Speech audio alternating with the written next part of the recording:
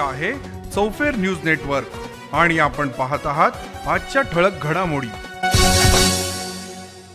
संगमनेर राहुरीमधून विधानसभा निवडणूक लढवण्याचे डॉक्टर सुजय विखेंचे संकेत। विधानसभा निवडणुकीचे पडघम वाजण्यास सुरुवात। लोणी दिनांक 1 प्रतिनिधी। मला आता वेळ आहे, शेजारी कुठे संधी मिळाली तर विधानसभा लढवण्याचा माझा प्रयत्न आहे। ज्या तालुक्यात उमेदवारीबाबत समन्वय होणार नसेल अशा मतदारसंघात माझ्या नावावर एकमत झाल्यास मी निश्चित निवडणूक लढवण्यास तयार आहे। श्रीरामपूर राखीव असल्यानं संगमनेर आणि राहुरी हाच माझ्या समोर पर्याय असल्याचं सूचक वक्तव्य डॉक्टर सुजय विखे पाटील यांनी माध्यमांशी बोलताना केलंय। विधानसभा निवडणूक लढवण्याच्या प्रश्नावर बोलताना डॉक्टर सुजय विखे पाटील म्हणाले की उत्तर भागामध्ये श्रीरामपूर मतदारसंघ हा राखीव आहे। कोपरगावचे राजकारण खूप क्लिष्ट आहे, त्यामुळे राहुरी आणि संगमनेर हेच पर्याय माझ्या समोर आहेत। कारण याही तालुक्यात अनेक जण इच्छुक आहेत, त्यांच्यात एकमत झालं नाही आणि माझ्या नावावर एकमत होत असेल तर आपण तयार आहोत। माझे काम फक्त अर्ज करण्याचे आहे। पक्षाने आदेश दिला तर त्यानुसार आपण पुढे निर्णय करणार असल्याचं सूचक वक्तव्य त्यांनी केलं आहे। शिर्डी मतदारसंघामध्ये तुमचा सध्या दौरा सुरू आहे आणि अनेकांशी चर्चा व्यापारी असतील किंवा इथे सगळे उद्योजक असतील यांच्याशी चर्चा सुरू आहे। मोठा दौरा तुमचा सुरू आहे, चर्चा अशी आहे की निवडणूक तुम्ही लढवणार आहे विधानसभेची? नाही, आता शिर्डी विधानसभा नामदार राधाकृष्ण विखे पाटील साहेबांच्याच नेतृत्वाखाली लढली जाईल अशी माझी अपेक्षा आहे। कारण की शेवटी पक्षाचं अजून निर्णय होणं बाकी आहे। तिकीट कोणाला मिळणार, काय मिळणार हा प्रक्रियेचा भाग आहे। पक्ष निर्णय घेईल, पक्ष त्याला संधी देईल। तर आमच्या दृष्टिकोनातून आमच्या परिवारामध्ये साहेबच सर्वोपरी आहेत आणि सर्वप्रथम तेच असणार आहे।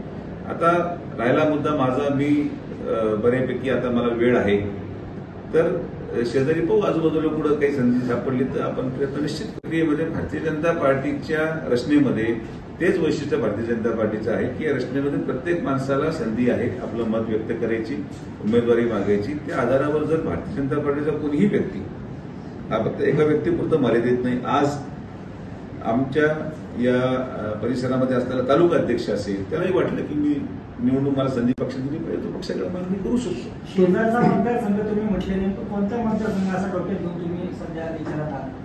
आता इकडे श्रीरामपूर आहे, तिथे राखीव आहे, तर इकडे शिवेला राहुरी आहे, तिकडे संगमनेर आहे।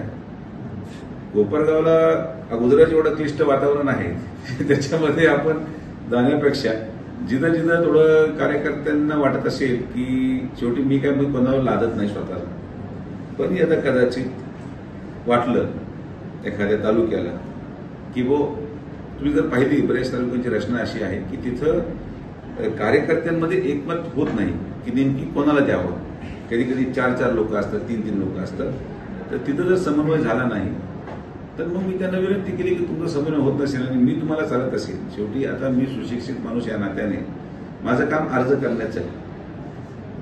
मी अर्ज करतो, अर्ज केल्यावर तो स्वीकारला जावं न जावं हे स्थानिक लोकांचा प्रश्न आहे। तर मी अर्ज दोन्हीकडे करून ठेवतो, दोन्हीकडून कुठेही मला संधी मिळाली। जसं भाजपमध्ये तुम्हाला मागण्याचा अधिकार आहे, तसं समजा आता राहुरीमध्ये कर्डिले साहेब आमचे तिथं आहेत, पण तिथं सत्यजित कदमनी देखील काल इच्छा व्यक्त केली पेपरच्या माध्यमातून असलं। मी देखील पक्षाला आमचे जे काही आजूबाजूचे पुढे मतदारसंघ जिथं समजा असा वाद झाला किंवा सत्यजित कदम की कर्डिले साहेब आणि तो वाद सुटत नसेल तर मी आहे। असं शेजारी संगमनेरमध्ये समजा एखादा उमेदवार 4-5 लोकांमध्ये ठरत नसेल किंवा कोण उभं राहिलं तर मला पक्षाने जर आदेश दिला की समन्वय होत नाहीये पण तुमच्या नावावर समन्वय होण्याची शक्यता आहे तिकडं, तर पक्षाच्या आदेशावर मी काम करणारा माणूस आहे आणि पक्ष जसं म्हणत तसं करू। आता संगमनेर ए आणि राहुरी बी, तर यापैकी प्रायोरिटी कशाला आहे? A+B=C।